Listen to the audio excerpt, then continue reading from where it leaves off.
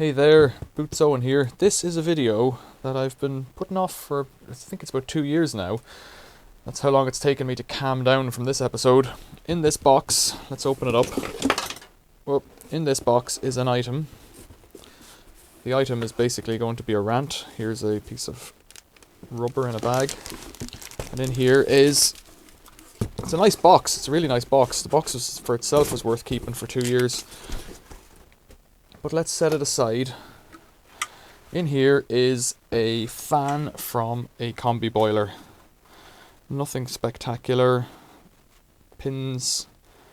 I think it's a 3-phase or a, whatever you'd call it, type fan.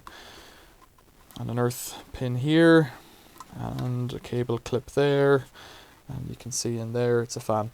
I bought my boiler. This is a story about my boiler, not the fan, but the fan's a pain. I bought my boiler 7 years ago. It's an A-tag and it came with a lifetime warranty on the element and all this kind of stuff. 2015 it's marked on there, so that makes sense because it's now 2023, so this would have been a few months old or so whenever it was made. So that's about right. This is the original fan from the boiler. At 5 years, you're meant to get an impressive service where they come out and they do more than the usual service. I don't know what that means particularly. I'm not a boiler engineer, I'm not a gas engineer, I'm a consumer, and this is a consumer video. I got a new boiler fitted, had it serviced every year by the plumber who fitted it, and in year 5 I couldn't get hold of him. And he wasn't interested in work. You'd always have to call him. He didn't do service, preparedness or anything like that, where he would get in touch with you. But he was a real nice guy. Probably still is.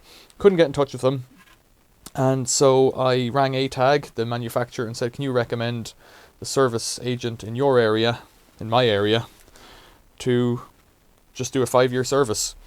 And they did, and a fellow came out, and he was plenty nice, a boiler engineer, I thought, recommended by the company, and he came out and had a look at the boiler. Seemed to be doing everything, drained it down, cleaned the filter, etc, etc. Took bits of it apart to have a look at it inside. You shake out dust from inside it and stuff like that. And then he seemed to be taking a lot longer, and he seemed to be faffing around. I thought. I was keeping an eye on him. We wanted to go and get dinner. We wanted to go out and get dinner. I had a guest over who were waiting to go out, and he seemed to be taking an hour longer than the half hour to an hour I would have reckoned on. And I don't know what was going on, but I said to him, and I came down and kind of was watching me, saying he couldn't get the boiler to start, and that this was the part that was giving him trouble. So he was there crunching away at it. I could see him, the circuit board folds down from the front of the boiler, and he was disconnecting wires and putting them back on. And crunching, they couldn't get the plastic clamshell to close, and he was crunching it, and I could see him getting electrocuted. He was getting zapped by it and kind of jumping back. And I thought, this man's a bit of a fool, is the short answer for it. He was a bit, I don't know, but that didn't seem appropriate behaviour to me, but he was getting for 6 or 7 o'clock in the evening. He wanted to go home. He'd squeezed it in on a Friday, I reckon, Friday afternoon job. Was just trying to get the boiler to fire up and run. Happened to have one of these in his van and was able to diagnose that this was the problem. But what should have been a, I don't know, 70, 80 pound boiler service, something like that, this thing, and he showed me the price on his phone and all this, he had it in his van, and it happened to cost me an extra 170 quid or something, and I was like the old rabbit in headlights. I wanted to go.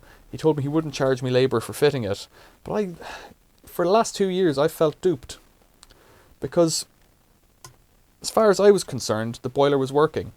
And at the start of the process, there was no issue. The boiler was working. There was no error codes on the boiler. So him taking it apart to service it seemed to just to mess it up somehow. And I don't know, but you can put it down to, touching things. Sometimes they get a bit tricky. If there's a circuit board in there somewhere that this guy there, you can just see the edge of it. Connectors are all on a circuit board, and if some bit of that got, shook the wrong way or something, I guess it could fail just from interference and bad luck, basically. But it was the way he was working on the rest of the circuit board and getting zapped and all this, and I thought there's Something ain't quite right. And I should have just said, I'll give you the service money. We'll talk about this later. I'm going to ring ATAG and see what they say. I know you're not connected to them, but they've recommended you, and it's a service that for a boiler that was working perfectly before. So we'll talk about it later, which, you know, is I'm more than happy to pay the guy, and I did pay him, so it's more, you know, this is more hypothetical now at this point. But going on from that, since then I haven't serviced the boiler. My plan was that it's a 5-year service, that should see it through. We don't have any lodgers in the house or anything like that, or it's not a shared house, it's not a landlorded house, so you don't need a gas safety certificate. So in the UK, where this boiler is, you can just leave it. You don't have to get it serviced every year. You can get it fitted, you have to get a professional to install it, which we did, but you don't have to service it every year. If you have tenants in your house, or if it's in a shared house or whatever, HMO, it has to get a gas safety cert every year. Gas safety cert is not the same as servicing it. You tend to do both at the same time, it seems logical. But it's now 7 years old, it hasn't been serviced in year 6, and this will be year 7, it hasn't been serviced in year 7. I'm probably not going to get it serviced. I'm probably just going to leave it. And I'm going to leave it because if it's going to cost me 70 quid to service it, and then more money every year, I reckon I'll just not service it for 10 years, and when it breaks, I'll get a new one fitted. A new one, I don't know what it'll cost, 1,200 quid, 800 quid, I've no idea what a boiler costs, but there's a point when it's not worth getting them serviced, I reckon. And maybe that's a controversial opinion. Some people probably never service their boilers, some people probably do it themselves. I know I've done it in the past on the oil boiler, I've made a video of that, and that was courting controversy because boiler service engineers, oil-fired boiler service engineers really don't like that. But the reality is you're allowed to do your own oil boilers in Ireland, where I did it, and you're allowed to do them in the UK. They're not wrapped up like gas, because gas is dangerous, which is a different thing altogether. Different argument altogether. So what do you think? I don't know how many people will watch this video, but it's just a rant on getting your boiler serviced, and the pitfalls, and how to behave with the boiler service person who comes out to do it. And I have another horror show story, but I'll relay it in brief. A neighbour in the house behind had a boiler that was about 10 years old. For some reason he'd taken photos of it before he got it serviced, but he got it serviced through a British gas scheme where you pay annually and then they come out as part of your insurance to service it. The service engineer who came out to service it seemed to smash some bit of it with a hammer, is what he concluded, because it was working before. They said it wasn't working during the service or after the service, and he said, well, that's not right. You know, it was working fine, sorted out, and they said, well, this thing's broken on it, and he said, well, here's a photo from either this morning or yesterday, and had a bit of a hoo-ha with the emails and all that. Basically, he wound up getting a new boiler for free because he was able to show and demonstrate that his boiler, you know, didn't look like that in the morning, and his great digital photos have a timestamp on them. It's kind of illogical that he would have smashed it beforehand. I don't know what happened in that case, but he ended up with a new boiler for free. I'm not angling for that. I'm not angling for that. Nobody's going near this boiler ever again, I reckon, until it's being removed by a professional to be disposed of and replaced with a brand new one. Right. I've been waiting 2 years, and I'm going to recycle this thing now in the scrap metal.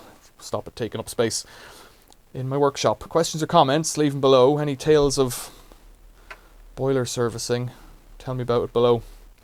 Why you can't do it yourself, I don't know, because it's just a couple of screws and a bit of a vacuum out, but, you know, service engineer will tell me there's a lot more to it. There's checking manifold pressures and stuff, which I have no interest in. As far as I'm concerned, if the boiler works and it's not running efficiently, that's okay with me.